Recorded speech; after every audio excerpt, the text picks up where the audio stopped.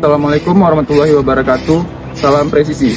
Kami dari tim patroli perintis presisi Sat Samapta Polres Jaya melaporkan pada hari ini tanggal 4 Januari 2024 telah terjadinya pohon tumbang di seputaran pantai Pasirua.